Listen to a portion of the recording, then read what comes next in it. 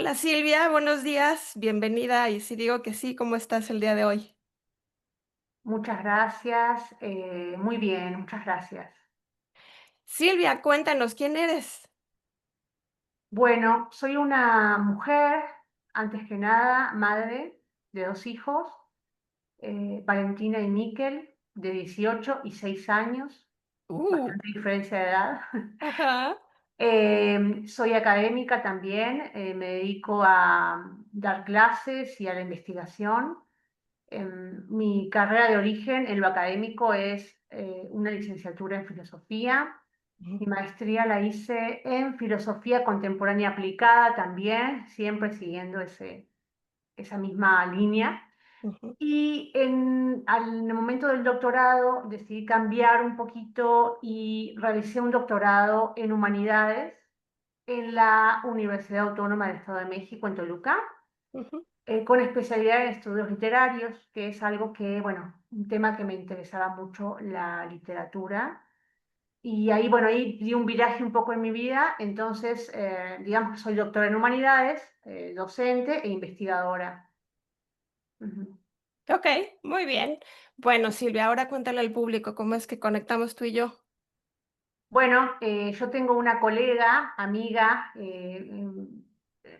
conocida, no es como tal, nunca la vi cara a cara, que se llama Angélica Ledesma. Trabajamos en conjunto, ella y yo, en coordinar un libro, un libro que ganó un premio al final. No nos imaginábamos que iba a ganar ese premio. Ajá. A mí se me ocurrió, porque yo tenía muchas ganas de participar y no tenía con quién, porque era un libro grande, teníamos no sé si un mes y medio para escribirlo. Entonces puse un mensaje al aire en Facebook, así de, ¿quién quiere participar para capítulo del libro? Conecto con Angie, que fue desde el primer momento divina, o sea, de verdad que mis respetos.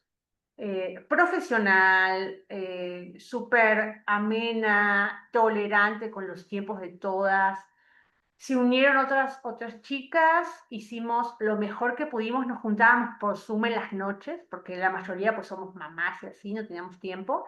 Sí. Y finalmente que ganamos el premio. Entonces, bueno, sigo en contacto con Angie, a veces hablamos de cuestiones académicas, hemos tenido muchos encuentros con respecto a cuestiones del libro, ¿no? Cuestiones de que hay que hacer esto, hay que hacer tal mejora. Entonces, en ese sentido, pues súper bien, y Angie me recomendó, me dijo, bueno, ¿te gustaría esto? Yo estaba muy interesada porque esta es la primera vez que hago una entrevista. Es la Oh, verdad. wow, Sí, qué nunca honor. me habían invitado, pero no me había sentido cómoda. Ya luego, cuando hablemos del no, hablaremos por qué. Ok, Y entonces decidí esta vez, bueno, pues dar el sí y contar un poco quién soy abiertamente, que nunca lo había hecho, ¿no? muy bien. Bueno, pues sí, qué interesante que no se ¿Todavía no la conoces en persona? O sea, cara a cara. Sí, por Zoom y así, pero En persona, o sea, ¿de nunca qué? en persona, no. Todavía no. No, ¡Wow! colaboramos juntas, escribimos juntas, nos coordinamos, nos corregimos textos, todo, y por audios y así, bastante fluida la comunicación, pero no físicamente. Ahora, el 1 de septiembre, si todo sale bien, nos vamos a conocer en una ponencia que tenemos ahí en Toluca. Ah, bueno, porque ya te iba a decir, no, les voy a dejar de tarea a las dos que se reúnan, se tienen que conocer ya. Y no, Muy ya está bien. la fecha, sí. Pues sí, de vez en vez recurro a la gente que ya entrevisté o a mi familia o a mis amigas que no se han dejado de entrevistar o a las que ya se dejaron de entrevistar y les digo, oigan, ¿tienen gente que creen que quiera participar en mi proyecto? Y bueno, la gente dice que sí, no por miles razones. Hay gente que tiene historias súper interesantes, pero no se siente a gusto siendo grabada en cámara y lo respeto, perfecto. Tuve, por ejemplo, una entrevista un día solo por teléfono porque la persona no se sentía a gusto haciéndolo público. Ujú, Y entonces pues nos echamos la entrevista por teléfono y acabó agradeciéndome muchísimo y bueno, a mí me encantó. Pero bueno, entonces Angélica Ledesma, que es una de mis ya entrevistadas, un día me empezó a mandar una lista de nombres y entre ellos estabas tú Y le dije, pero ya te dijeron que sí a ti primero. Sí, ah, perfecto. Entonces ya te contacté. Y Ok, bueno, ok. pues aquí estamos. Ujú. Siempre es un placer. Es una manera como muy bonita de ir agregando entrevistas a mi canal porque es como recomendación de alguien que yo ya conozco. Yo tampoco conozco a Angélica en persona. La Ah, conocí el día de la entrevista. ok, ok, ok. Ajá. Pero pues ya la conozco, ¿no? Así como tú Claro, me claro. conociste muy bien trabajando con ella. Sí, Entonces, sí, bueno, sí. yo confío en la gente a la que ya conozco vía entrevista o que ya nos conocemos en persona desde hace años. Y entonces cuando me recomiendan a alguien, pues ya sé que tiene como los elementos básicos de algo que yo puedo incluir en mi canal con mucho gusto y con mucha confianza. Entonces, por eso estamos aquí, Silvia. Claro, claro, sí, sí. Muy bien, pues ahora sí, llegó el momento chaca chaca. ¿Cuál es Ok. ese momento en tu vida en el que pensaste, y si digo que sí, dijiste que sí y te lanzaste a hacer algo? ¿Qué fue? Bueno, para empezar, yo soy argentina y estoy en México, ¿no? Viviendo hace 21 años. Eso es un ¡Wow! gran sí, eso es un gran sí en mi vida, pero el sí que voy a mencionar ahora es el hecho de haber estudiado una carrera como filosofía y literatura, que son carreras que pues ya nadie lo hace, ¿no? Ya nadie estudia eso. ¿Por qué? Porque no deja dinero, porque de qué vas a trabajar, porque no, es puro choro, ¿no? Está este estigma de que la filosofía y la literatura no tanto, pero sí la filosofía más, son carreras que pues son de relleno, ¿no? No es a lo que te vas a dedicar. Es como, bueno, pero eso de hobby, ¿no? Muchas veces incluso amigas mías me han dicho, ¿por qué mejor no estudias otra cosa y ya de hobby luego haces lo que te gusta? Y la verdad es que ahí sí fue como una decisión importante de decir, a ver, yo quiero hacer esto, me voy a dedicar a esto, esto me gusta, me llena, no me veo haciendo cualquier otra cosa por mucho dinero que me pueda dar. Entonces ese fue mi gran sí, decir que sí. Y lo que yo quiero mencionar en realidad, aunque ya mencioné dos, sí, este es el tercero, pero este es el bueno, Ajá. cambiado el rumbo de mi investigación de estudiar personajes siempre masculinos a decir, me voy a quedar con mujeres latinoamericanas, es decir, una literatura más cercana a mí, que es algo que también muchos me han cuestionado, como por ejemplo cuando hablábamos de decir que no a entrevistas, me invitaban a un podcast y me invitaron a hablar de Borges.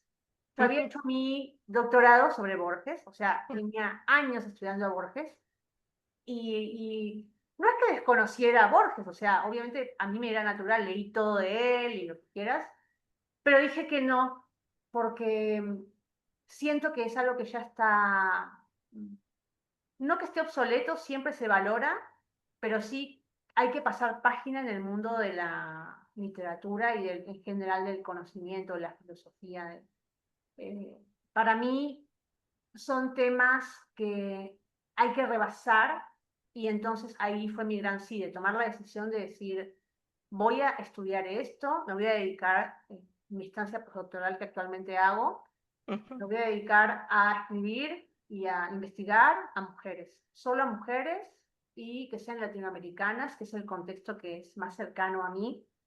Entonces creo que fue una gran decisión y es una decisión que me hace muy feliz. O sea, no es que no me gustara haber estudiado filósofos y los grandes griegos y todo esto, sino que realmente siento que esto me cambió la vida, haber estudiado este tema, haber cambiado mi objetivo, mi línea de investigación hacia este terreno. Muy bien. Déjame regresarme un poquito, bueno, un muchito. Cuando tú eres chiquita y pensabas que querías ser de grande, ¿en algún momento estuvo la filosofía como tal o la literatura en tus respuestas de ¿y tú qué quieres ser cuando seas grande? ¿O Sí, sí, no?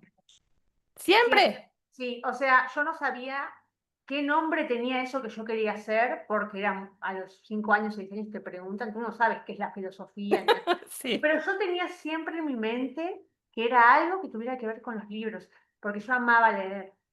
Era algo que en mi generación, ahora menos, pero en mi generación no era común. O sea, donde yo me crié, en Argentina, en mi escuela, a nadie le gustaba eso. Era como, lo hacían por la escuela, pero nadie era como que, ay, vamos a leer juntos. Y para mí era algo que a mí me atravesaba en mi vida. O sea, yo quería incluso invitar a amigas a mi casa. Y era como, bueno, vamos a leer. Esto está buenísimo. Y yo, ¿qué te pasa? Como, ¿qué? Y siempre era como el bicho raro, como, me imagino que habría otros niños que les gustara leer, pero yo en mi ambiente era un ambiente de niños, pues, comunes y corrientes, Ujú, ¿no? Que no les gustaba eso. Quizá había alguno que lo hacía, pero nunca encontré esa persona con la que poder juntarme a leer, que era lo que a mí me fascinaba. Entonces, creo que ahí nace esta idea de que no importa si es filosofía, literatura, incluso también por ahí rondé la psicología también, como que ujú, estoy a punto de... Pero siempre yo sabía que era algo que tuviera que ver con contar historias, con escribir historias, con hablar de eso. Siempre, siempre, siempre lo tuve. ¿Eras buena escribiendo Era buena, de era chiquita? buena, de chiquita. Ujú. ¿Qué escribías? Escribía cuentos, yo leía mucho Mujercitas y leía Ajá. mucho a Edgar Allan Poe y leía, bueno, Mujercitas de Luisa May Alcott, leía a Agatha Christie, las historias de crímenes. Entonces empezaba a escribir y escribía cosas muy similares Claro. y escribía mucho eso y yo tengo la idea, porque yo lo daba a leer a adultos y hasta no me creían que lo había hecho yo, era como, no, esto no lo hiciste tú, lo copias, no sé qué. No. Entonces, sí, escribía mucho. Después un tiempo pasó que ya, no sé qué pasó en mi vida, no lo logro identificar. He pensado mucho en eso. ¿Cómo de qué edad estamos hablando? Como a los 15 16 es como que algo, ya no me llegaba esa inspiración. Leía mucho, mucho, mucho, pero no escribía, ya no escribí más. Ujú. ¿Y cuándo recuperaste otra vez ese gusto por escribir? No, nunca. ¿Ya no? O sea, ¿Se te ahora fue? escribo artículo científico, que es análisis de texto, ¿no? Lo analizo, por ejemplo, la novela última que salió de Mariana Enríquez. La leo y entonces yo, basándome en mis teóricas de cajón, por ejemplo, Rita Segato, María Lugones, que hablan de eso, hablo sobre eso, pero no es que yo me inspiro a escribir poesía o cuento. Eso es algo que murió y me da mucha pena que haya muerto, porque según yo era algo bueno lo que hacía. Tengo el recuerdo, no sé. Oye, ¿y no lo puedes revivir? He intentado, pero no ha funcionado. Por el momento no ha funcionado. Ujú. Qué interesante. Bueno, ya veremos cómo. Si se me ocurre algo después, porque estaría buenísimo que recuperaras eso. O sea, si eso era una pasión que tenías y eras buenísima escribiéndolo, algo. Pero que además qué interesante que se te haya ido, se haya como apagado esa lucecita. En fin, bueno. Sí. em, Cuando llega el momento de decidir tus estudios de licenciatura, ¿por qué filosofía y no literatura? Bueno, eso sí lo tenía claro. Yo quería aprender las bases de todo. Mm, Estaba en mi cabeza como, primero las bases. ¿Cuáles son las bases de la epistemología occidental? La filosofía, por mucho que yo me guste lo oriental o lo japonés o lo que sea, mi cultura, nuestra cultura de todos los latinoamericanos es occidental, ¿no? ujú, Entonces dije, primero voy a aprender las bases. Y después yo sabía, siempre supe que en algún momento iba a venir lo light. Según yo, era light. Ahora me no es tan light. No es como, lees novelas y ya es súper fácil, no. Entonces decidí ir a lo duro. Primero a lo duro y aprendí todos los filósofos, todas las épocas, todo. Y ya después cuando llegó el momento, dije, es momento de seguir mi plan. Es como que nunca estuvo fuera de mi plan la literatura. Siempre era después. Va a llegar ese momento, ¿no? y vas por pasos. Primero las bases y luego ya vendrá todo lo demás. Claro. Oye, Silvia, para alguien que no tiene la menor idea de qué es la filosofía, danos una explicación así al estilo, como si se la dieras a una nena de 5, 6, 7, 8, 9, una nena de primaria. ¿Cómo explicas qué es la filosofía? Bueno, diría que la filosofía es el estudio. de el pensamiento desde que los hombres empiezan a cuestionarse el porqué de su existencia desde ese momento hasta la fecha. Es decir, la filosofía estudia qué se dijo acerca del hombre y de lo que le rodea, no solo del hombre, ¿no? Como, es el estudio del pensamiento humano, así para ser más corto, ¿no? Como Ujú, el hombre siempre se ha preguntado quién soy, qué es el mundo, qué pasa cuando muero, qué es el amor, ¿no? Y estas cosas ujú, son naturales al humano y eso es la filosofía, la curiosidad de hacerse las preguntas esenciales del ujú. humano. Ujú. Así lo explicaría a grandes rasgos. Y cuando dices que la gente normalmente te dice o te decía, pero como y eso para qué, con eso no vas a hacer dinero, como que de eso no vas a poder vivir. ¿Por qué crees que sea, que exista esta tendencia a pensar en la filosofía como algo que a lo mejor es bonito, es interesante, pero no es fundamental en la vida de un ser humano? Bueno, lo que pasa es que en realidad no es fundamental.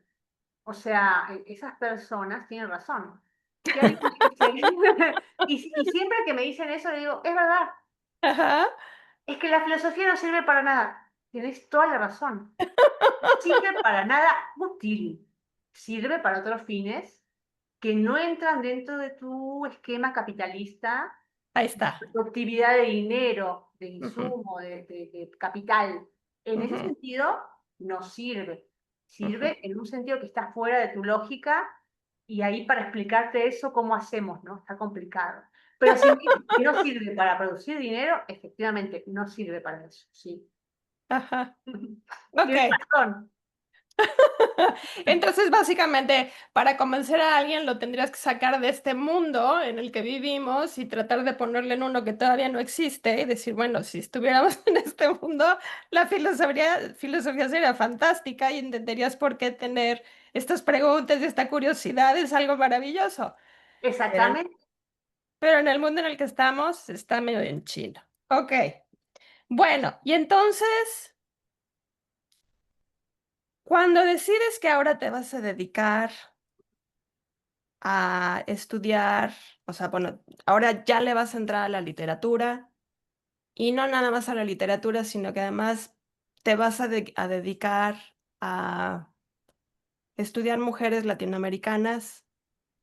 ¿Qué fue lo que pasó dentro de ti? ¿En qué o sea, fue un momento? ¿Fue una serie de eventos? ¿Fue un proceso de años? ¿Qué fue lo que hizo que dijeras, ahora sí, ya toca?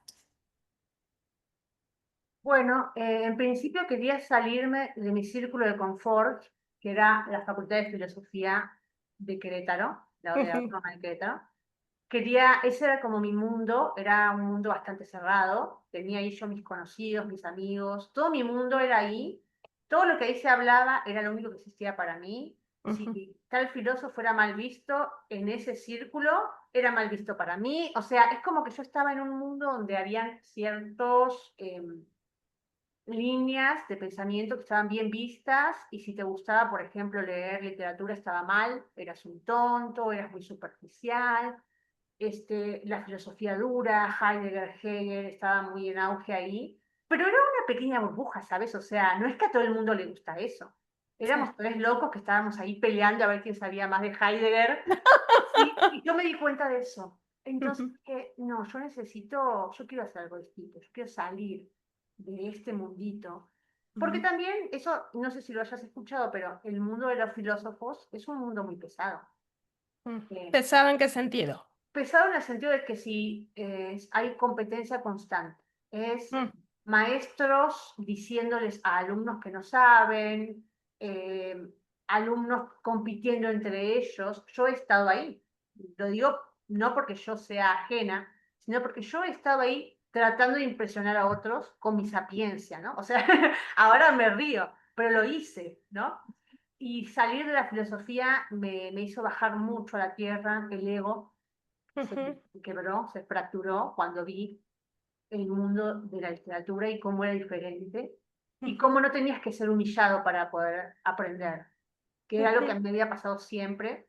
De hecho, hablé con Angie de eso. Como en mi licenciatura, siempre todos se trataba de quién era mejor, quién era el favorito del profesor, de la profesora, que era la profesora exigente, y entonces si te tenía en su grupito, si eras bueno y lo que esa persona pensara de ti determinaba si eras bueno o no. Si ella decía, tú eres tonto, porque así decía, tú no sabes o lo que sea, entonces eras tonto y tenías que resignarte y tratar de ganar tu lugar para agradar a ese profesor y que los demás te vean. Toda la situación de apariencias y muy poco realmente conocimiento real. Era más de demostrar y ganar conversaciones. Ibas con tus amigos, salías al bar o lo que sea, y era a ver quién calla a quién. Eso es muy típico, después me di cuenta hablando con otros colegas filósofos, eso pasa en las facultades de filosofía. Entonces me di cuenta que eso de que saber más te hacía más humilde, no era tan así. Y que ese mundo era un mundo muy pesado en el que había que estar siempre demostrando que uno no era tonto, más si eras mujer. Eso también lo platiqué mucho con Angie, como si eres mujer, olvídalo. Ujú. De por sí te escuchan menos, pero si además no sabes, ya Peor. bailaste. Entonces tenías como que estar compitiendo con los varones. Era así, si eras mujer, enfrentarte a ellos y enfrentarte a que se burlaran, porque era mucho un mundo muy de sarcasmo. Al menos así yo lo experimenté y Ujú. mis compañeras, varias de las que estaban ahí, me apoyan, entonces no estoy tan errada, ¿no? Cuando me salgo al mundo de la literatura, para empezar mi asesora era una mujer, que eso fue para mí fabuloso. Ujú. Y entonces, bueno, me di cuenta que ya yo platicaba con ella horas, Ujú. ella me corregía, pero de una manera tan... O sea, para mí nunca me habían tratado bien a mí, mis asesores, siempre era como, tonta, no sabes, vete a hacer de nuevo tu tesis, esto está mal. Cuando llego ahí a Toluca, mi asesora Carmen, que es fabulosa, le tengo mucho cariño, Ujú. ella me trabajaba mucho conmigo y me enseñaba, no, a ver, eso es en filosofía, aquí trabajamos así, aquí vemos a Cristeva, aquí vemos a eh, todos los autores, ¿no? Ujú. Y así fue como aprendí el mundo de la literatura, mucho más amable, y aprendí que no se necesita humillar a otro para enseñarle, porque también a mí me pasaba que en mis clases yo replicaba ese modelo que había visto de mis profesores y no me funcionaba, porque yo como docente, muchos años tuve problemas con los alumnos, porque yo pretendía que mis alumnos nada más me escucharan a mí. Ujú. Y como, pero es re importante lo que yo estoy diciendo, me tienen que escuchar, ¿cómo van a estar con el celular? No puede ser, ¿no? Y no pasaba, y entonces yo renegaba, sufría, y buscaba castigos, a ver cómo los castigo, a ver cómo hago para tratarlos, para que me escuchen. Después de muchos años, cuando conozco la literatura, me di cuenta de lo equivocada que estaba y de lo poco que importaba que yo hablara y cómo nunca yo había hecho lo contrario, como escuchar a ellos. ¿Qué Ujú. les gusta? ¿Qué piensan? ¿Qué han leído? ¿Qué les gusta leer? ¿No? Y Ujú. ahí cambió mi vida. Mis clases, nunca más, digo, yo tenía muchos problemas de disciplina. Ujú. Alumnos que hacían cosas en las clases, se aburrían, claro, y con toda razón, Sí. y hacían cosas, y entonces yo vivía en la dirección quejándome de tal. Siempre era la maestra de la que los alumnos se quejaban, Ujú. es que me castigó, es que me puso tanto, es que... Y siempre eran luchas de poder. Ujú. Cuando yo rompo con ese ego, nunca más un alumno se distrae en mi clase, no pasa. O ¡Wow! sea, ni siquiera yo tengo que llamar la atención, simplemente no sucede. Ujú. Porque están interesadísimos en lo que Porque ya está les pasando pregunto en a la ellos, clase. ¿Por ya qué qué? hablan, ellos hablan, o Ujú. sea, no estoy yo hablando 2 horas. Bueno, a No ver, ¿qué les eres parece tú, esto? sí, claro. No eres tú compartiéndoles tu mar de conocimiento súper importante y ellos solo recibiendo como entes pasivos que están verdes y necesitan de lo tuyo, ¿no? Es Esa, vamos a construir entre todos esto. Ajá. ahí cambié por completo Ajá. la mirada, ¿no? Es Ujú. otra mirada y entonces tirarles a ellos, el ego se rompe, ¿no? Entonces yo ya no soy la que sabe, Ujú, por sobre ellos que son tontos y no saben como a mí me pasó en mi formación académica. ujú, Entonces, al ser ellos los que saben, ellos hablan y se interesan por están involucrados. ujú, Entonces les recomiendo a los profes que tienen problemas de disciplina y esto, pregúntenle a ese chavo qué está haciendo en el celular, por qué está bien, con quién habla, ujú, y ahí va a surgir algo bueno siempre. ujú. Es muy lindo. Fíjate qué interesante. No sé cuántas veces he repetido en mis entrevistas que yo, mucho por eso que describes, no me quedé en la academia. Yo estudié en la Facultad de Filosofía y Letras de la UNAM, Uf, pero yo estaba en pedagogía y pedagogía era así como lo más bajito que había dentro de todas, ¿no? Pero bueno, o a lo mejor no lo más bajito, pero no era de las que estaban así más valoradas. ajá, Y ya no recuerdo si me di cuenta o si fue una reflexión posterior, pero me llamaba mucho la atención cómo en el discurso, sobre todo las grandes figuras o hasta estudiantes así muy impresionantes, el discurso era maravilloso y te podrían o sea, te podían convencer y decir cosas que te cambiaban la vida y bla, bla, bla, bla. Pero luego yo los veía en la vida diaria y eran unos hijos de la guayaba, hombres o mujeres. Y yo decía, ¿cómo? O sea, este se supone que es un espacio donde venimos a aprender de muchísimas cosas y para mí como que todo tendría que recaer en convertirte en mejor persona y en vivir la vida de mejor manera. Y entonces me caía, no me cuadraba esto de son las vacas sagradas, pero en la vida diaria son unos hijos de la guayaba, engañan a las esposas, o son muy pelados con los estudiantes, o son muy creídos. Justo lo que describes, ¿no? lo propio de la academia, en cualquier parte pasa, ¿no? Es tristísimo, Ay, tristísimo. Pero ahora, tú hiciste la tesis de doctorado sobre Borges, sí, ¿sí? ahí todavía no me... Ahí estabas como en la puntita Sí, de ya pasaste la literatura, pero todavía no llegas a lo que mm, escribiste después. ¿Qué todavía pasó ahí? leyendo a hombres, cosa que después hablaremos en el no, que ese es mi no, ya no los leo. Eh, yo en ese momento siempre me gusta ver cosas de YouTube, videos, Ujú, gente explicando autores y así. Entonces descubrí, por azares del destino, él estudió literatura, pero también filosofía, se llama Jesús Maestro, Jesús González Maestro. Lo descubro, me impacta lo que cuenta sobre Cervantes y el ujú, Quijote. Él explica el Quijote de una manera magistral, o sea, me enamoró esa manera, porque yo no había leído completo el Quijote. Y entonces empiezo a ver sus videos y empieza a explicar los capítulos, cada uno con sus matices, por qué Cervantes hablaba de esto, a qué se refiere con esta palabra, cómo ese libro viene a dar en la torre a todos los géneros que existían. Porque el Quijote realmente rompe con el género, por ejemplo, el género de la épica, todo esto de cantares de gestas, que eran héroes que siempre les iba bien. Y ujú, Cervantes viene y dice, yo te voy a poner un héroe que ni es joven, ni es guapo, ni le va bien. Es un viejito que está loco, entonces distorsiona el género mismo de que crea la novela.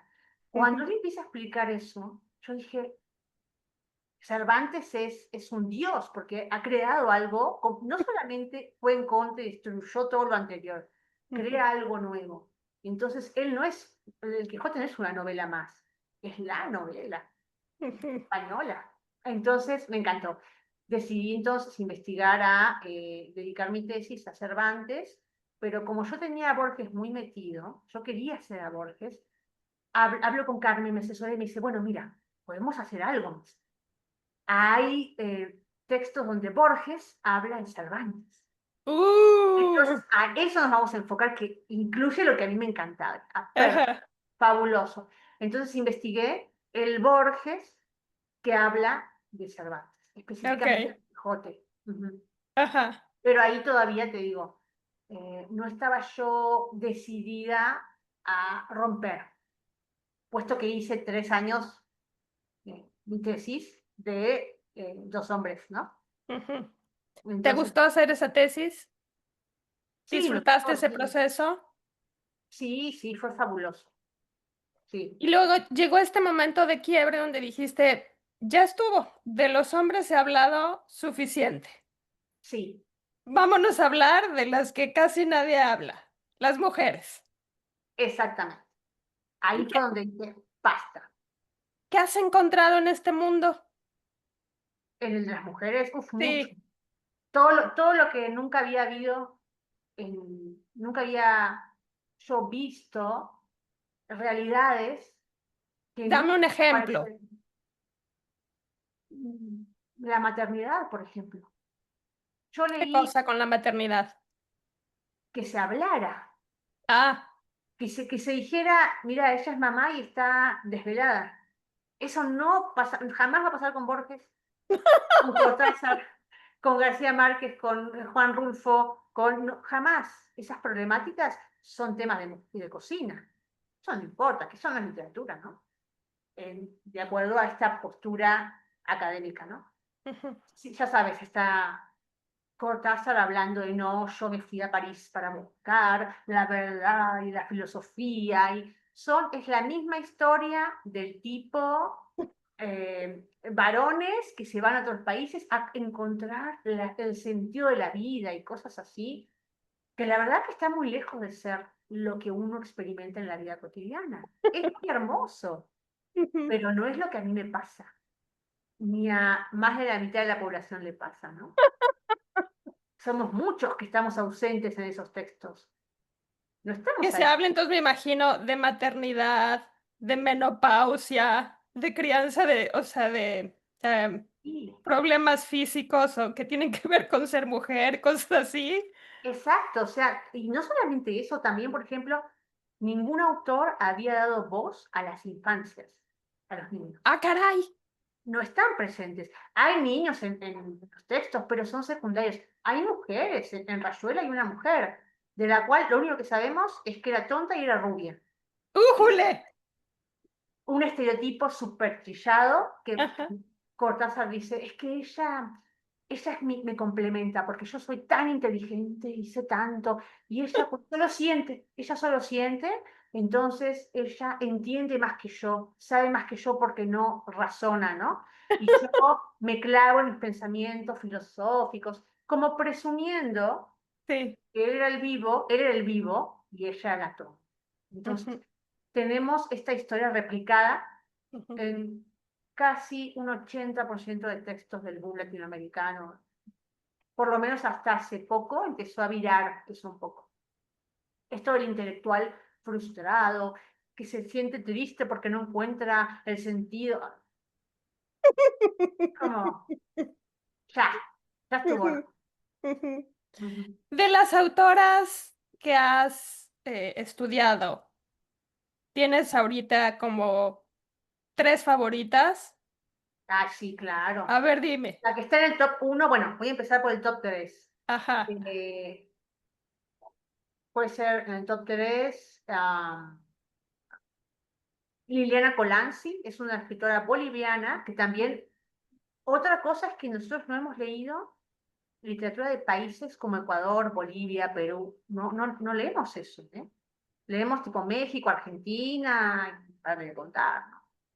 Entonces, Liliana Colanzi es de Bolivia, ella tiene unos textos que hablan sobre feminismo, pero no, ella no se pronuncia, digamos, solamente cuenta historias, que eso es lo que hace la literatura. Ujú, La literatura no debe ser adoctrinante, ujú. no debe venir a decirte, vos tenés que hacer esto, esto es lo bueno, sino que yo te tiro ahí una historia y vos reflexionás a ver cómo te pega esa historia. Y ella habla mucho, por ejemplo, de desastres naturales, cómo el humano está acabando con la humanidad, de maternidades distópicas, que son maternidades no comunes. Eh, hay un ¿Cómo cuento que qué? se llama La deuda, por ejemplo, un ejemplo así X. Ujú, Es de mis cuentos favoritos de Colanzi. Un cuento que se llama La deuda. Una hija, bueno, una sobrina y una tía que van a buscar algo, a cobrar una deuda que a la tía hace años tenía que cobrar, ¿no? ujú, Esa chica va en un viaje con su tía siempre muy seca, muy seria, y cuando llegan a cobrar la deuda resulta que se encuentran con el papá de la chica, que en realidad había sido, digamos, el marido de la tía, o sea, la tía era la madre, pero lo negaba. La tía le dice, vente sobrina, vamos a cobrarnos una deuda. En realidad la lleva a conocer a su papá, ¿no? Ella es la mamá, la tía.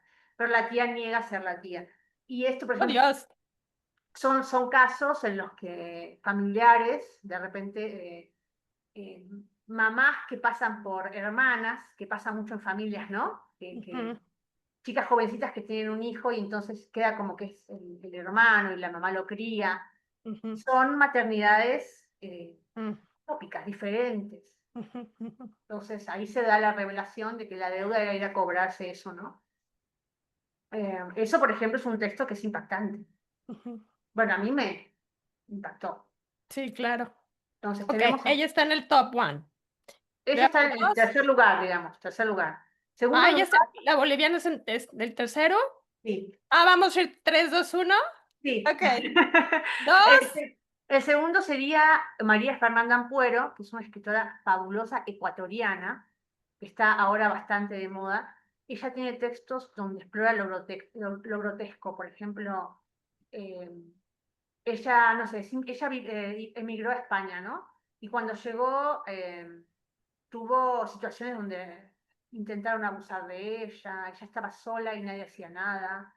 Y es como es que, por más que te violen, tú eres inmigrante, entonces estás en desventaja con respecto al violador que es español. Entonces ella narra estas situaciones de manera muy grotesca, cómo intentaron pasar por sobre sus derechos, cómo ella iba a denunciar y la despreciaban, Ujú, cómo le decían gorda, cómo le decían inmigrante, un montón de adjetivos horrendos, ¿no? Y ella sale de su círculo de confort en Ecuador con una familia bien, ella venía de una familia bien, cuando va a España dice, es un desastre. Y entonces ujú, sus textos rondan en torno a la migración, en torno a abusos infantiles, en torno a cuestiones también de clasismo, de cómo ella pasa de una familia bien y llega a Ecuador y automáticamente su rango disminuye y ahora solo puede trabajar de niñera ujú, y la tratan mal. Entonces ella es como que dice, wow, la clase social, yo allá era así y ahora llego y soy acá, estoy hasta el piso, lo más bajo, ¿no? ujú, ¿Cómo puede cambiar eso con los inmigrantes, ¿no? ¿Cómo sufren y cómo tienen que pasar por eso para acceder a una vida mejor?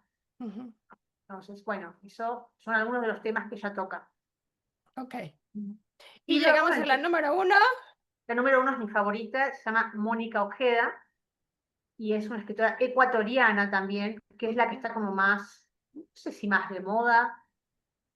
No todo el mundo la lee porque Ampuero es un poco más sencilla de leer que Ojeda. Ojeda es un poco más elevada, en su escritura es fabulosa su escritura y habla de cuestiones también que no se hablan, por ejemplo, el abuso sexual infantil. uy, Y habla con un lenguaje que te juro, tú la lees y se te pone la piel de gallina. Así, yo una vez cuando la conocí, suelo mucho hacer limpieza en mi casa y poner audio, podcast. Soy de esas que hace eso, ujú, ¿no? Puse un cuento de ella porque no la conocía y empieza a replicarse muchos cuentos de diferentes y aparece ese cuento. Se llama Sangre coagulada el cuento. Es mm, brutal. Entonces yo estoy limpiando y empiezo a escuchar el cuento que habla de la historia de una niña, sufre abuso, pero no lo dice explícitamente, sino que está siempre entre líneas en el texto. ujú, Yo me acuerdo que estoy pasando la escoba y empiezo a sentir que la piel se me empieza a enchinar porque no sé si ese texto que estoy escuchando es horrendo o es hermoso o qué demonios pasa porque me está haciendo, porque su prosa es poética, escribe como Walt Whitman, escribe como los mejores poetas franceses, o sea, su estilo es así, pero lo que está narrando, lo que tú puedes imaginar de lo que está narrando es horrendo. Entonces, te interpela, es algo que me cambió la vida esa escritora Mónica Ojeda. Es muy bueno. A ella sí Wow. sería así como por su nivel de escritura, no por los temas que maneja. Por la prosa estaría en el top one. Esto de no saber si te tendrías que espantar o disfrutar lo bellísimo de cómo lo estaba escribiendo.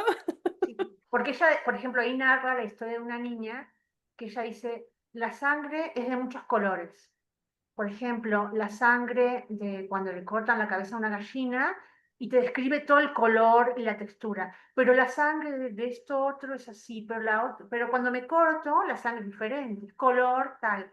Y entonces te explica todo, pero a un nivel en el que es tan crudo lo que narra, Ujú. pero es tan hermosa la prosa que no logras identificar dónde está el problema o si hay problema, ¿no? En eso. Sí. Ujú. Wow. Muy bien. Antes de pasar al no, dime entonces por qué crees que, o sea, es un problema de las editoriales o de quién el que no se lea a, no nada más a mujeres, sino a mujeres de estos países. Es un problema primero de machismo, que eso ha sucedido siempre. De hecho, en la época del boom latinoamericano, tenemos Inés Arredondo, Amparo Dávila, Isabel Allende, Laura Esquivel, un montón, Elena Garro, Elena Poniatowska, miles de escritoras que, si bien sus textos son fabulosos, los estamos leyendo ahora. O sea, estamos leyéndolos 30, 40 años después, porque en ese momento eran pláticas de cocina. O Mm, sea, no, eso no era literatura. No seas tonto y no leas esa tontería. Tú ujú, lee a Borges, tú lee a Octavio Paz, ¿no? Eso ujú, es literatura, porque hablan de cosas importantes. ¿Qué es lo importante? El pensamiento, la razón, ¿no? Si habla de maternidad, olvídalo, ¿no? Eso son tonterías. Entonces, no es que no hubiera habido escritoras, las había, pero no se les daba la importancia. Ahora todavía sí se está dando más importancia a mujeres, pero hay países que están eh, menos desarrollados en ese aspecto, como Ecuador, como Bolivia, por ejemplo, que es un país. eh, Fíjate que eso también me interpela mucho porque mi mamá es de Bolivia. ujú, Y yo en Argentina, mi papá argentino, mi mamá boliviana, en Argentina existe un prejuicio muy grande de que discriminación, ¿no? Y el boliviano, el peruano, es inferior. Es como en México se usa con el centroamericano, ¿no? Como esa cuestión de superioridad, tonterías así. ujú, Entonces, cuando yo en mi infancia yo sufrí discriminación por eso, porque por ser, mi mamá era boliviana, entonces mucho bullying en la escuela. Cuando yo empiezo a leer a Diana Colanzi, empiezo a identificar en el lenguaje cosas que yo por mi abuela, por mi mamá, frases, palabras, que yo había crecido con eso sin darme cuenta, claro, ¿no? Y me empieza, wow, esto está buenísimo, y me voy por ese lado. ujú, Pero volviendo a por qué no en la industria no se le ha dado el papel, porque son países subdesarrollados. Bolivia es un país muy, muy pobre, donde hay una gran cantidad de población indígena, mucho más que en México, pura, digamos. Y entonces muchos no saben leer, muchos son países que no tienen industrias editoriales muy pequeñas. mm, Por eso, por ejemplo, Mónica Ojeda tuvo que publicar en España, porque en Ecuador nunca pudo publicar, nunca llegó a eso, ¿no? ujú, Creo que es por eso, primero, principalmente machismo, luego clasismo, ujú, eh, y tiene que ver con cuestiones también de políticas editoriales. ¿Qué vende más? Ahora, por ejemplo, está de moda y salen muchas mujeres, mm. porque las editoriales están dándose cuenta que por ahí va el negocio ahora, ¿no? No sé si está bien o está mal, pero es un hecho, está pasando. Ujú. Ok. Bueno, y siguiéndonos en esa línea, entonces ya vamos a entrar al no, porque el no también tiene que ver con esto. ¿Cuál fue ese otro momento de tu vida en el que decidiste que decir que no era mejor opción? Bueno, este de que te voy a contar del podcast que me invitaron, y fue difícil decir que no, porque eran dos muy buenos amigos míos. ujú, de filosofía. Ellos hacen su podcast, eh, yo vi un par de capítulos antes y cuando me invitan fue muy difícil. Siempre en mi mente estaba, yo a esto no voy a ir. Porque, ya sabes, cuatro varones entrevistando a una mujer, en realidad era como que la ponían en aprietos, o medio que se burlaban, aunque ellos pueden sostener que no. Eso no lo percibí nada más yo, sino que muchas amigas, amigos, me dicen, no, ahí sí se burlan de la gente. Entonces, por más que intente decir, no, no, es que no iba en ese sentido, cuando tú ves el programa, se ve que no está cómodo el invitado, no está ya, cómodo. Y los invitados eran mujeres, además, casi siempre. ujú, Si eran varones no había tanto problema, pero si eran mujeres había lucha de egos ahí. Las mujeres ya, también filósofas queriendo. Entonces era una lucha. Yo cuando vi eso dije, yo no voy a ir ahí. ujú, Me dijeron, mira, queremos a alguien que sea experto en Borges, tú le sabes a Borges. Yo dije, no voy a ir, pero por dos razones. La primera, porque yo ya no leo a varones, ya ujú, no leo a varones. No porque esté mal, sino ujú, porque ya lo hice mucho. ujú, Si toda mi vida ujú, leí varones. Ahora es momento de leer otra cosa. ujú, ¿No? No que esté mal, que no debería nadie hacerlo. Deberías hacerlo, pero no siempre. Deberías intercalar, ¿no? Como yo ya toda mi vida leí eso, ahora voy a dedicarme a esto, ¿no? ujú, Entonces, no, pero ven y habla de Borges, pero criticándolo. Y yo así, es que no es crítica. No es que, o sea, Borges es fantástico. ujú, No es contra Borges, no es que ya, si quieren, les propuse, si quieren, voy a hablar de Mariana Enríquez, de Mónica Ojeda, que son fabulosas. Es que nosotros no leímos eso, entonces no. Entonces, ¿qué estás queriendo? Estás queriendo estar a mí, o sea, no quiero yo estar como en desventaja con respecto a mí, porque yo sé más de esto que ellos. ujú. En cambio de Borges, ellos conocían, entonces querían estar ahí. Entonces dije, no, No, gracias. no, gracias. Y me costó que todavía me reclaman eso. Ah, sí. Todavía. Sí, sí. ¿Cómo te lo reclaman? ¿Qué dicen? Ay, porque te pusiste tus moños, no viste venir, no sé qué. Y justo ayer hablaba con un amigo de ellos, dije, hay que saber cuándo decir no. Ujú, Hay que saber decir no, porque eso es una decisión que yo le llamo una decisión no solamente personal, es una decisión política, que es ujú, como la política es como tú te plasmas, te plantas delante del mundo. Yo soy esto, ¿no? ujú, Tú eres un ser político que participa en sociedad con otros.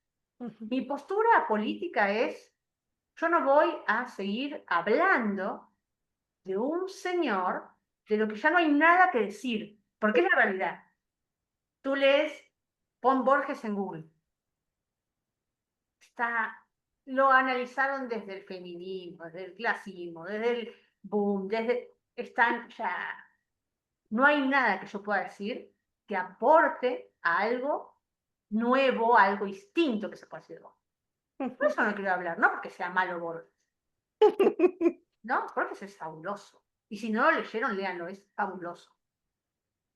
Pero Sa- no, ¿Sabes qué es lo más chistoso de todo esto? Es que mi papá se leyó todo lo que había de Borges, de Cortázar, es súper fan.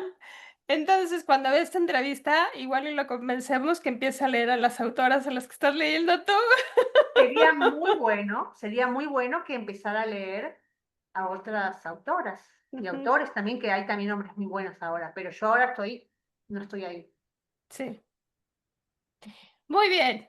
Am, Palabras finales, Silvia. ¿Qué más quieres decir de todo esto que has hecho, de tu sí, de tu no, de tu experiencia, de esta entrevista? Tienes el piso. Bueno, me gustaría decir que podría ser que estoy contenta, que creo que estoy haciendo lo correcto y que creo que lo que leo me interpela. Yo me identifico con los personajes, cosa que nunca me había pasado, porque yo no soy un señor blanco, heterosexual de clase alta, que se fue a otro país a encontrar el sentido de la vida. No, yo vine a México a buscarme la vida, Ajá, ¿no? Vine a trabajar, siendo mamá también es un tema que para mí es el 80% de mi vida es eso, ¿eh? ujú, Hijos.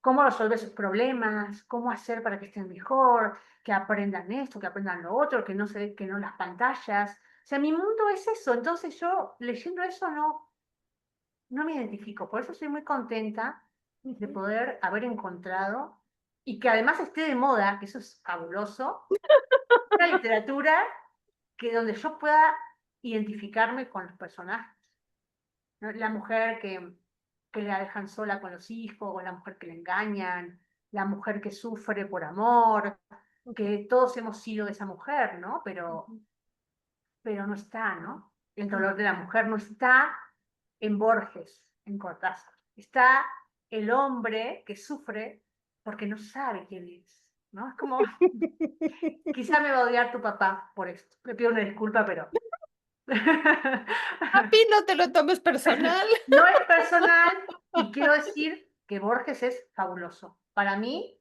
el mejor escritor de la República Argentina hasta ahora, ¿eh? El mejor, por sobre Cortázar, por sobre tantos otros, sí. Oye, mencionaste que tenías dos hijos. ¿Hijos hombres? ¿O hijo, hija? Tengo una hija de 18 y un Ok. niño de 6. Mujer, hombre. Ujú. ¿Y qué leen? Bueno, para empezar, ¿les gusta leer? Mira, he tratado, y eso desde que tenía mi hija grande era chiquita, he tratado de no meter ideas en sus cabezas. Ay, qué interesante. A ver, ¿cómo Sí, está eso? sí, eso, por ejemplo, de pensar filosóficamente o así, no le quiero como que estén libres Ujú. de mis prejuicios. Ok. Entonces, esta, por ejemplo, la cuestión del feminismo, la cuestión de la literatura, de la filosofía, mis líneas de pensamiento, Ujú, eh, sí a veces hago comentarios ujú, o les pregunto, pero esto no es injusto y cosas, así, pero no les meto. Solos ellos han llegado a conclusiones que yo dije, ah, no lo puedo creer, ¿no? ujú, Pero ujú, bien, para bien, ¿no? La grande ha leído todos los libros que yo mm, me traje de Argentina. Tengo mi bonche de libros de Argentina de mi infancia. ujú, Siempre mis hijos han leído esas novelas, esas historias, entonces sí, la grande lee mucho. ujú, Ahora no lee, por ejemplo, lo que yo leo. Tampoco me gustaría, es un poco crudo, mm, ¿no? ujú, Pero lee mucho estas sagas que están de moda, que son muchos, como de libros de tres, libros, sagas de mm, amor, ¿esto? ujú, Eso ujú, está bien por ahora para su edad, pienso. ujú, Y el chiquito sí lee mucho, o sea, él no sabe todavía leer de corrido, mm, lee, pero no de corrido, ujú, pero me pide mucho que le lea. O sea, él conoce la Ilíada, la Odisea, ahora estamos con Gulliver, Oliver Twist, Los Tres Mosqueteros, todos los clásicos, él sabe las historias. Le encanta. Pero no es algo que, o sea, que yo lo obligue, sino que él me pide, por lo mismo como mi idea de crianza es no tanto pantallas, no es que no vea, pero ujú, casi no. Entonces se acostumbran pues, a pedir libros. La grande a veces me dice, ay, quiero tal libro, me lo compras y lo compro. O a su papá le pide, así como que sí, sí pide libros. ujú. Sí, la Muy verdad sí bien. heredaron eso, los dos. ¿Cuál era tu libro favorito cuando eras chiquita? ¿Recuerdas uno? Así, mi planta de naranja lima, ¿lo has leído? No. Ay, ese te lo recomiendo, pero tú que estudiaste pedagogía para los niños, para entender.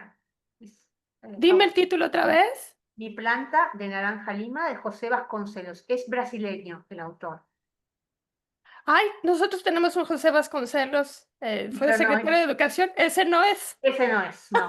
Ese es otro que era un filósofo diferente. Ok. Ay, Se lo voy a llama José buscar. Mauro de Vasconcelos. Mi planta de naranja lima en México existe, yo lo he conseguido aquí. Es una novela que creo que fue la más leída del Brasil Mm, hasta ahora. ujú. Es una novela que en Argentina y en países de Sudamérica la usan mucho para la primaria. Siempre cualquier persona, niño argentino, ha leído eso en la primaria.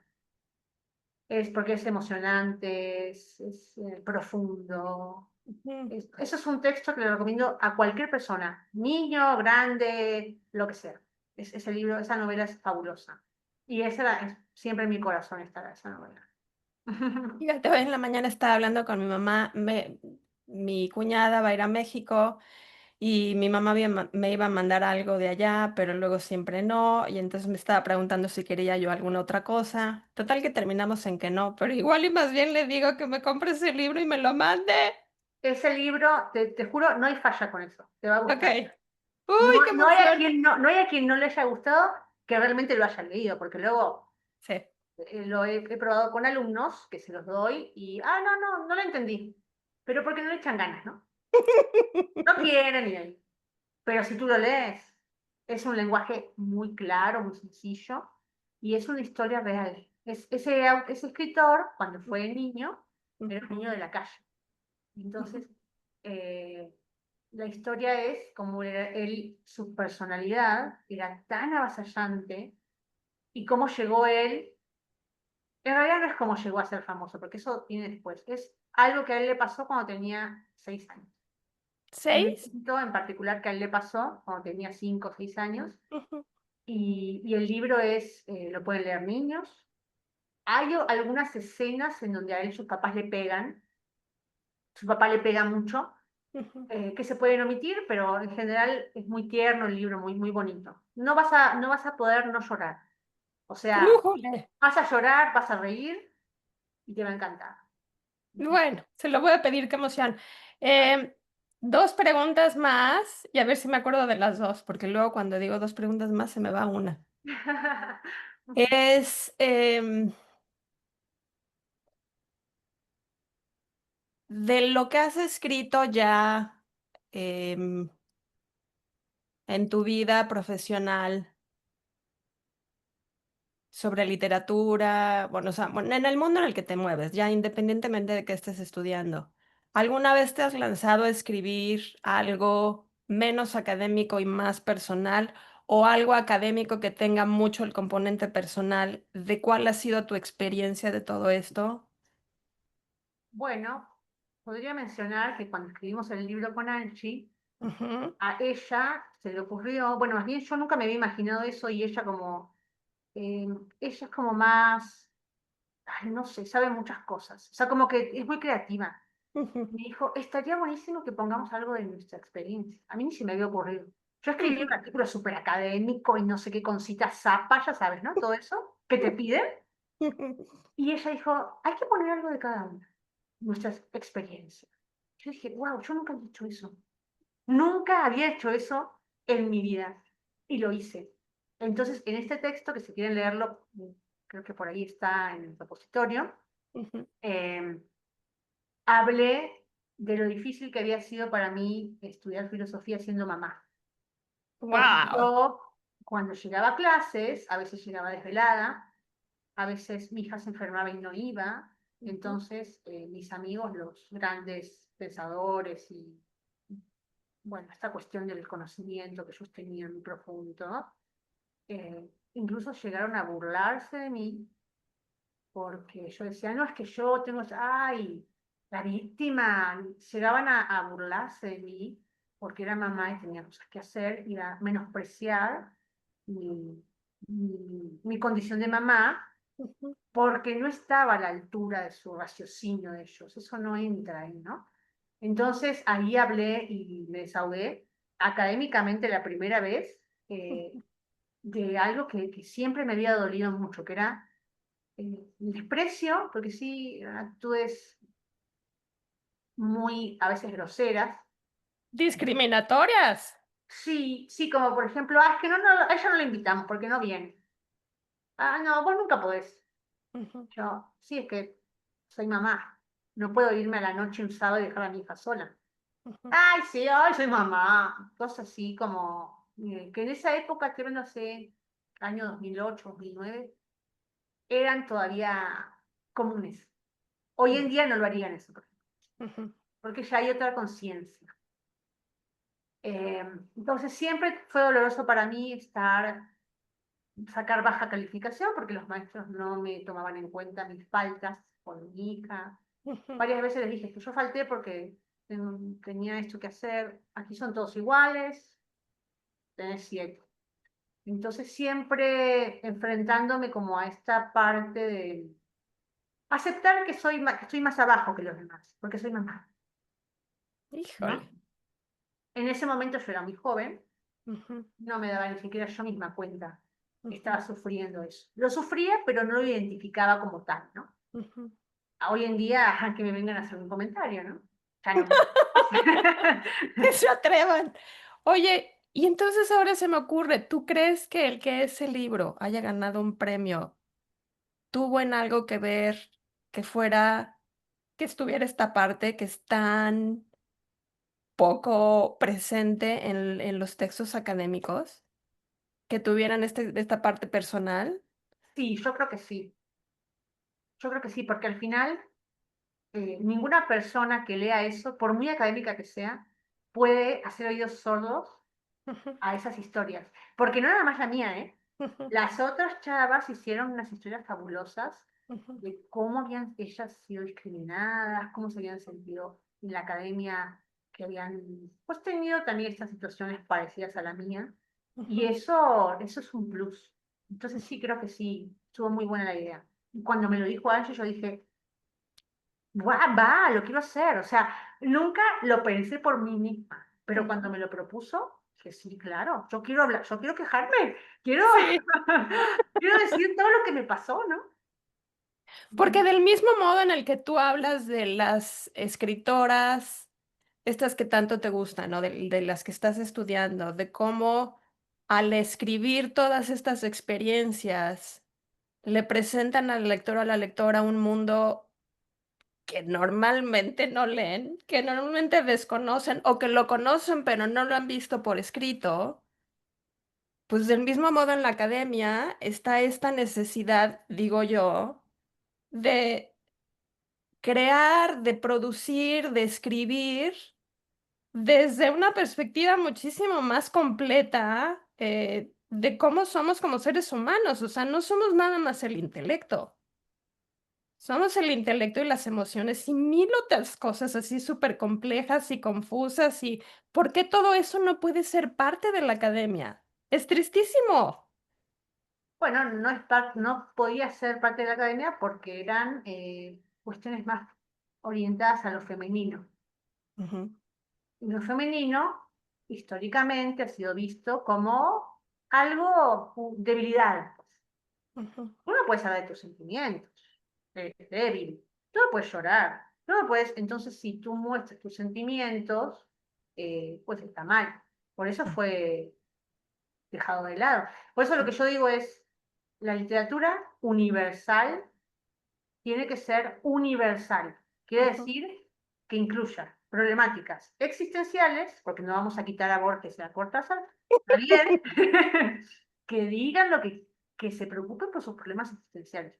Pero tampoco podemos menospreciar o poner en nivel bajo ujú, la literatura de Isabel Allende, de Inés Arredondo, que es tan fabulosa esa literatura. Es tan ujú. fabulosa, la verdad. Porque en toda Entonces, esta conversación estuvimos hablando, mencionabas mucho toda esta serie de escalas y de niveles de valor, desde que tú fueras boliviana o tuvieras mamá boliviana, o sea, desde experiencias tuyas como niña creciendo en la escuela hasta cómo es la industria editorial, hasta cómo cada país tiene o no el poder de producir. O sea, y entonces lo que finalmente tú terminas diciendo es esto, de la literatura universal tiene que ser así. exacto. Todos estamos aquí y todas las experiencias cuentan y son súper valiosas porque hay que ponerlas en nivel, caramba, ¿no? Exacto. Ujú, Sí, sí. ujú, Hay una serie de jerarquías que te hacen mayor o menor valioso, ¿no? ujú, Estoy hablando no que seas valioso o menos valioso como persona, sino que socialmente esas jerarquías operan, aunque no te gusten. ujú, Por ejemplo, no es igual ser una mujer pobre, indígena, que ujú, ser una mujer de clase alta, rubia, blanca, ¿no? ¿Por qué? Porque o sea, las dos son mujeres, pero no sufren las mismas opresiones. ujú, Ujú. Decía por ahí Dalia de la Cerda, una escritora mexicana que también es muy buena, que bueno, a mí me gusta mucho. ujú, eh, no es lo mismo la mujer blanca norteamericana que se queja porque el marido se aburre en la casa porque el marido no le hace caso, a la mujer negra que se queja porque no tiene que darle de comer a los hijos. ujú, Las dos son mujeres, sí, pero no son iguales. ¿Qué cambia? Cambia tu clase social, tu, tu raza, ¿sí? Digamos, cómo te ubicas tú en la sociedad, porque, por ejemplo, no es lo mismo un actor negro de Hollywood que un cubano que viene a México, que también es negro. No son iguales, ¿sí? Tienen orígenes similares, pero no son iguales, porque uno está acá por la clase social y por el ujú, dinero, y otro está acá porque es inmigrante, porque es pobre, ¿no? ujú, Entonces, así se van dando las jerarquías y se van generando gente que vale más sobre gente que vale menos. ujú, No, la discriminación no es únicamente hacia la mujer, ujú, porque no todas incluso entre las mujeres hay jerarquías. ujú, ujú, Por eso es que el feminismo es tan complejo. No ujú. es como, ah, los hombres son malos. No, no va por ahí. Eso ya está rebasado, eso ya, Sí, olvidemos eso, ¿no? aunque se sigue repitiendo, ¿eh? Yo ay, lo escucho a cada rato. Oye, Silvia, bueno, pues ya acabamos, pero antes de despedirnos, ay, cómo se me antoja que busques la manera de recuperar esa flamita que tenías de chica cuando Ay, sí, a mí escribías. también, pero no, no puedo. Algo tendrás que hacer, no sé. Mira, hace unos meses de los tantos proyectos que se me ocurren, eh, hay uno que nombré, no tiene que ser perfecto, y que es, todavía no he hecho nada con eso, pero es como la idea de incluir todo lo que quiero hacer sin que me importe lo que vaya a opinar absolutamente nadie, y yo convencerme de que, y no tiene por qué estar perfecto. Pero que me puedo lanzar a hacerlo y ya, ¿no? Entonces, no sé qué tendrás que hacer, pero cómo se me antoja que en Y algún momento te vuelvas encuentres la vía, encuentres el medio, encuentres esa manera de recuperar eso que tenías de chica, porque ya nada más de escucharte de esta hora y cachito, o sea, sé que tienes mil cosas que podrías escribir maravillosas, Silvia. ay, muchas gracias. Siempre he querido como de repente retomar esto de mi infancia, del bullying, de esta situación en la que yo percibía que algo estaba mal, pero no lo podía nombrar, ¿no? Creo que mi problema de inspiración, yo le tengo una hipótesis. A ver. Creo que yo dejé de escribir en el momento en que empecé a leer más, porque cuanto más lees, es tan fabuloso lo que lees, y ahora lo que estoy leyendo es tan perfecto, tan bonito, tan bonito en el sentido de, para mí, ¿no? Porque no es bonito las temáticas de abuso y Sí, violencia, sí, sí, sí. pero a mí se me hace tan buena literatura esa, que yo cada vez es como, no, yo nunca voy a poder. Y cuanto mejor, más leo, más digo, nunca voy a poder hacer eso. Pero ves, ahí es donde se me ocurre que experimentes con la idea de no tiene por qué ser perfecto y a lo mejor la traducción contigo no sería no tiene que ser perfecto, sino no tiene que ser como lo que lees. Nada más lánzate. O sea, si empezaras, por ejemplo, hoy te sientas y escribes un cuento chiquito sobre tu infancia para tu nena y se lo lees, ¿qué pasaría? Sí, sí, Él no te va a estar escuchando desde la perspectiva, o sea, no te va a estar escuchando con la misma mente que tú tienes ahorita, que tiene todo esto que ya le hice adentro. Él te va a escuchar con la curiosidad de un nene al que le gusta que le lean. ¿Qué pasaría si lo lees? O sea, lo escribes y se lo lees. Y a lo mejor ahí vas recuperando esa flamita. me Bueno, te has lo dejo dado de tarea. me has dado una buena idea, yo creo que lo voy a intentar. No te prometo que lo voy a terminar, pero lo voy a intentar, lo voy a intentar. Porque Bueno, más siempre, acuérdate, no tiene que ser perfecto. Solo hazlo. lo que salga, digamos. Sí, nadie te va a evaluar, no necesitas a un jurado que te dé permiso de publicarlo o no, o de hacerlo público o no, o de leérselo a tu nene o no. Es, tú lo escribes, lo compartes y a ver qué pasa. Y ahí luego me cuentas. Va, lo voy a intentar, de que eso sí seguro. No sé si Ok, va a salir, pero que me voy a poner a hacerlo, eso te lo prometo. bueno. Y ahí luego me cuentas, ¿eh? Porque ya me quedé con la curiosidad. Claro que sí, claro que Silvia, sí. qué gusto haberte conocido. Muchísimas Ah, gracias por haber igualmente. venido. Muchas gracias. Entonces, bueno, pues ahora te recuerdo que me mandes fotos que Ujú. ilustran nuestra conversación. Me puedes mandar fotos de los libros que leías de chiquita, o me puedes mandar lo que tú quieras. O tus fotos de cuando estabas en la universidad. Tú decide con qué te sientes a gusto compartiendo, o sea, qué imágenes te sientes a gusto compartiendo y las agregamos al final de la entrevista. Y pues mucha suerte con todo lo que sigue. Ya me contarás qué pasa con tus escritos. Muchísimas gracias. Estoy muy contenta, entonces todo lo que viene puede ser mejor. Sí, muy bien.